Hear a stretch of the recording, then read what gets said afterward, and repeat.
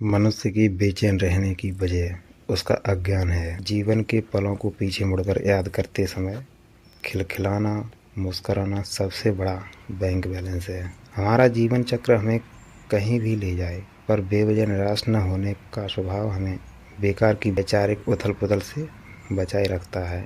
तनाव, निराशा और खराब सेहत जैसी मुसीबतें किसी पर भी आ सकती हैं। जब दोस्त, शुभचिंतक, परिवार, चिकित्सक मदद करने में असफल हो जाते हैं, तो हम एक अलौकिक ताकत की तरफ उम्मीद की नज़र से देखते हैं और मन प्रार्थना करने लगता है। तब हमें भरोसा होने लगता है कि कहीं कोई ऐसी शक्ति मौजूद है जिसके पास पूरे संसार का नियंत्रण है। अपनी अर्चना में हम उसे किसी भी नाम से पुकार सकते हैं। महान संत गुरु नानक कहते हैं, कोई दुख ऐसा नहीं जिसका निवारण प्रार्थना में नहीं है। कोई मुश्किल ऐसी नहीं है जिसे प्रार्थना से जीता नहीं जा सकता।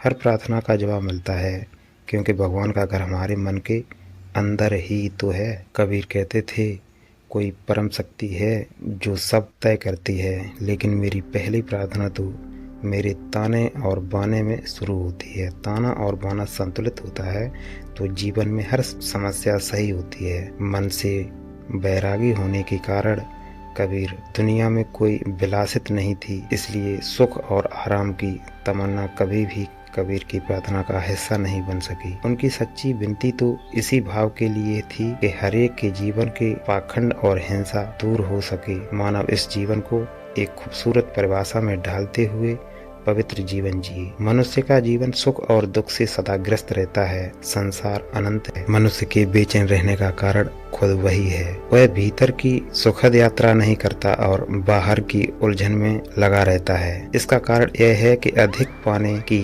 कामना उसे असंतोष के मकड़ जाल में उलझा कर रख देती है। सदा आनंद में सिर्फ वही रहता है जो अपने से ज्यादा औरों के लिए खुशी चाहता हो। एक बार की बात है, एक नादान और अमीर लड़के को उसके गुरु ने बहुत समझाया कि मन के भीतर झांक कर देखो तो भरपूर आनंद ही आनंद है, पर वह नहीं माना और जिद पर अड़ा रहा कि उसे अपनी आंखों से देखना है कि आनंद होता क्या है। गुरु उसको हरियाली सी जगह पर ले गए। वहाँ सरसों के खेत थे, तितलियां भंवरे थे।